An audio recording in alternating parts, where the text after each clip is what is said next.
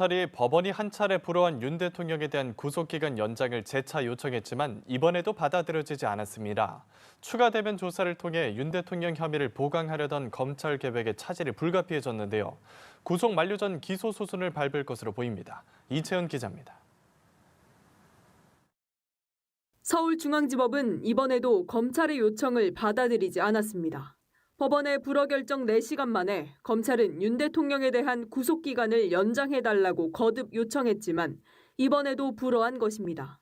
법원의 불허 근거는 공수처법 26조입니다.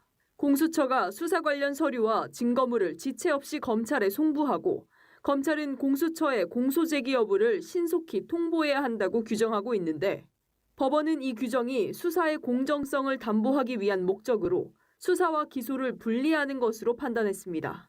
독립된 수사기관인 공수처의 수사 결과를 검찰이 보완할 권한이 없고 기소 여부만 판단할 수 있다는 취지입니다. 하지만 검찰은 해당 조항이 사건 송부 통보 관련 규정일 뿐 보완 수사를 막은 건 아니라고 보고 거듭 연장을 신청했습니다.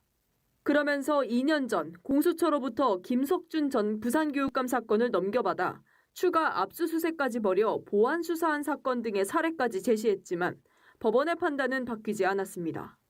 이에 따라 구속 연장을 전제로 윤 대통령을 대면 조사한 뒤 사건을 재판에 넘기려던 검찰 계획에는 급제동이 걸렸습니다. 오는 27일 윤 대통령 1차 구속기간 종료 전에 기소를 하거나 석방을 해야 합니다. 옥중조사 등 윤 대통령에 대한 추가 조사를 한번 시도조차 못하고 곧바로 기소 여부를 결정해야 하는 상황에 놓인 겁니다. 검찰은 두 번째 구속 연장 신청이 다시 불허될 가능성에 대비해 공소장 준비 작업을 해온 걸로 알려져 이르면 일요일 윤 대통령을 재판에 넘길 것으로 보입니다. 구속 만기 전에 기소를 하지 못하면 윤 대통령은 석방돼 불구속 상태에서 수사를 받게 되는데 검찰은 구속 기소 방침에 무게를 두고 있는 것으로 전해졌습니다. 연합뉴스TV 이채연입니다.